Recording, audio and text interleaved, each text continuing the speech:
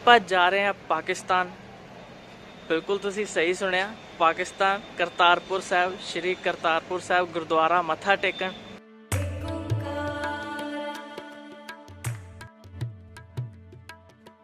आज सिख यात्रियों के लिए करतारपुर राहदारी खोल दी गई है। ये एक तारीख साज दिन है।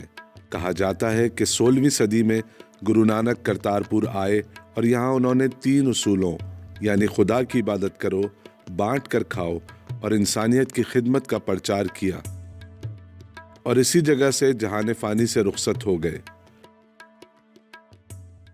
लोग ऑलरेडी अपनी साइट्स को विज़िट करना चाहते हैं, वो बहुत सेक्रेट है उनके लिए। तो आपको फुल फ्लेज कोई कैंपेन्स या अवेयरनेस की ज़रूरत नहीं है। आपको जस्ट अपने एंड से ये करना है कि हम लोग इस चीज़ को एक्सेप्ट करते हैं अगर हमारी कंट्री में ये हो रहा है, प्लस हम इसको ऑर्गेनाइज करने के लिए इधर हैं। करतारपुर ज़िला नारोवाल पाकिस्तान में वाक़ है।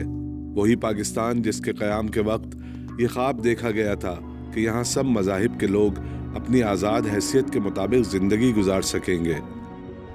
आप सब आजाद हैं अपने मंदिरों में जाने के लिए, आप सब आजाद हैं अपनी मस्जिदों में जाने के लिए और किसी भी और इबादतगाह में जाने के लिए। इस ममलकत पाकिस्तान में आपका ताल्लुक किसी भी मजहब, जात या अकीदे से हो, ममलकत का इससे कोई सरोकार नहीं। ये वो शहर तो नहीं जिसकी आरज़ू लेकर चले थे यार के मिल जाएगी कहीं ना कहीं, फलक के दश्त में तारों की आखिरी मंजिल।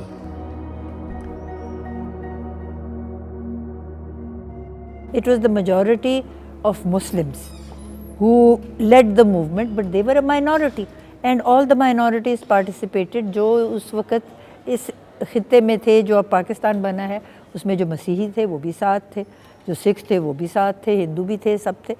ये सब ने मिल के तहरीक ये चलाई जिसकी वजह से पाकिस्तान जो था ये अक़लियतों ने बनाया। पाकिस्तान जब बन गया और एक सूरत हाल बनी और पंजाब में वायलेंस का सिलसिला 3 महीने तक मुसलसल चलता रहा, जब लोगों को मारा जा रहा था, तो उस वक्त ये बात जो है ये मुल्क सबके लिए है वो उसके बिल्कुल अपोजिट था। नतीजतन वो 11 अगस्त की तकरीर जो है उसे कहीं दबा दिया गया।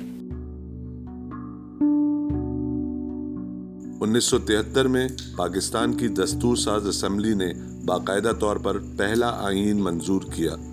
असल में जो कानून है वो हमारा इमरानी मुआहदा है ना, और इमरानी मुआहदा वो है जो कॉन्स्टिट्यूशन हम बनाते हैं। अब कॉन्स्टिट्यूशन में हालांकि आर्टिकल 20 है, 21 है, 22 है और उसमें ये हर एक को है आज़ादी फ़िक्र, आज़ादी इजहार और अपनी प्लेसेस ऑफ वर्शिप में जाना और कायम रखना, स्कूल अपने चलाना जिसमें अगर स्टेट उसको फ़ंड नहीं कर रहा तो जो चाहते हैं वो पढ़ाएं भी। लेकिन बात यह है कि अब तासुब हमारे यहाँ छा गया। जितना खून, इंसानी खून मज़हब के नाम पर बहा है किसी और अमल से नहीं बना। जैसे भी है, जो भी है, इंसान में सबसे बड़ी जुनूनियत उसका मज़हब है। अफ़गान जिहाद शुरू हुआ, उसने मज़ीद वायलेंट इम्पोजिशन ऑफ रिलीजन उसको जो है एक सनद दे दी और फिर उनको इजाज़त दी कि वो खैबर से लेके और ग्वादर और कराची तक आ सके।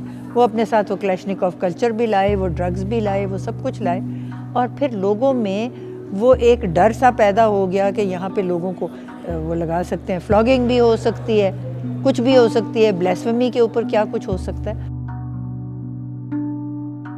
वो 86 में ये जो पिटिशन लगा के इन्होंने ब्लेस्फेमी लॉ को उसमें कहा कि डेथ सेंटेंस डाली जाए, उसके असरात जो फिर मुरतब होने शुरू हुए तो वो 92 में जो है जो किलिंग हुई उसके नाम पर वो 92 से शुरू होती है। और जब कानून बनाया जा रहा था तो ये कहा जा रहा था कि हम किसी कत्ल गारत गरी को रोकना चाहते हैं कि जो इसके नाम पर हो, ताकि कानून के तहत उसको सज़ा दे दी जाए। लेकिन वो कानून के तहत सज़ाएं तो आज तक किसी को नहीं मिली, लेकिन लोगों ने कानून अपने हाथ में ले लिया।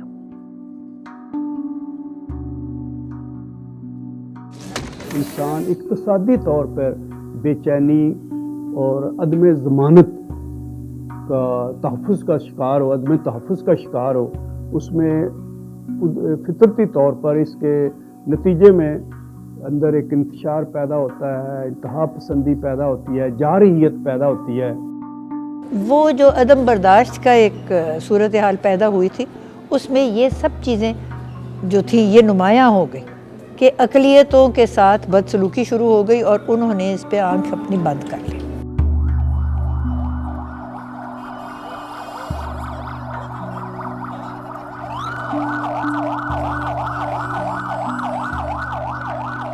احساس محرومی نے صرف مختلف مذاہب کی بنا پر نہیں بلکہ فرقہ واریت کی بنیاد پر بھی معاشرے کی جڑوں کو دیمک کی طرح چاٹنا شروع کر دیا۔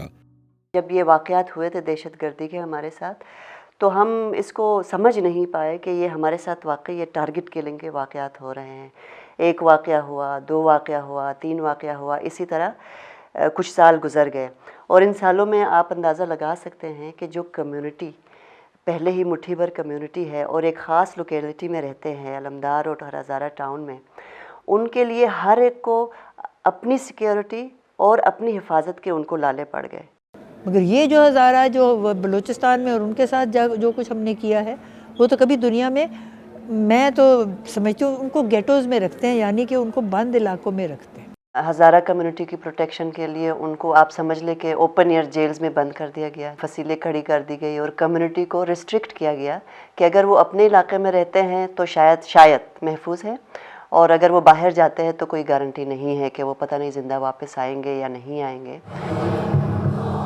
مذہبی عبادتگاہوں میں جہاں لوگ اپنے باطن کے سکون کے لیے جاتے ہیں، اپنے معاشرے کی بقا کے لیے، استحکام کے لیے دعا کرنے کے لیے جاتے ہیں، وہیں خطرات ہیں۔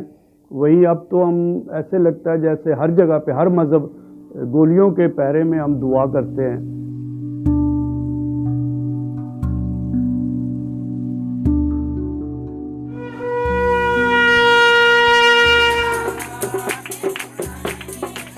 ہر انسان برابر ہے اور ہر ایک اپنی مرضی سے زندگی گزارنے کا مکمل حق رکھتا ہے کہ ہر ایک کو اپنے مذہب کے مطابق اپنی مذہبی رسومات ادا کرنے کا پورا حق ہے۔ کیا ہم یہ سمجھنے میں کامیاب نہیں ہوئے یا ہمیں یہ سمجھانے کی کوشش ہی نہیں کی گئی؟ ہم اقلیت اور اکثریت میں تفریق ڈالتے رہے اور مذہب کی جبری تبدیلی کا ناسور ہمارے معاشرے کا بھیانک حصہ بن گیا۔ باوجود اس کے کہ سندھ اسمبلی نے اقلیتوں کے حقوق کے حوالے سے نئے قوانین متعارف کروائے، پھر بھی ملکی سطح پر اور خاص طور پر اندرون سندھ میں نابالغ بچوں کو زبردستی اپنا مذہب بدلنا پڑا۔ اس ضمن میں 21 نومبر 2019 کو چیئرمین سینٹ اور اسپیکر قومی اسمبلی کی کاوشوں سے مثبت تبدیلی دیکھنے کو ملی، جہاں مذہب کی جبری تبدیلی کو روکنے اور قوانین بنانے کے لیے ایک پارلیمانی کمیٹی تشکیل دی گئی۔ سول سوسائٹی اور ہم خیال افراد اس کمیٹی کی تشکیل سے نہایت پر امید ہیں۔ اب یہ سب کچھ گورنمنٹ نہیں کنٹرول کر سکتی، یہ ایک انڈیویجول لیول کی بھی رسپانسبلٹی ہے کہ آپ نے دوسرے کلچر، دوسرے ریلیجن کو ایکسیپٹ کس طریقے سے کرنا ہے۔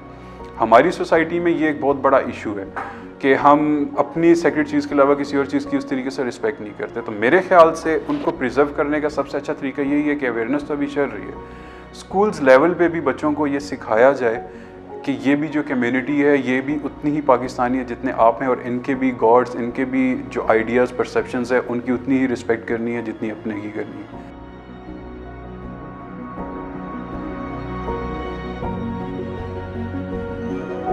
ابھی گرانی شب میں کمی نہیں آئی، نجات دیدہ و دل کی گھڑی نہیں آئی، چلے چلو کہ وہ منزل ابھی نہیں آئی، چلے چلو کہ وہ منزل ابھی نہیں آئی۔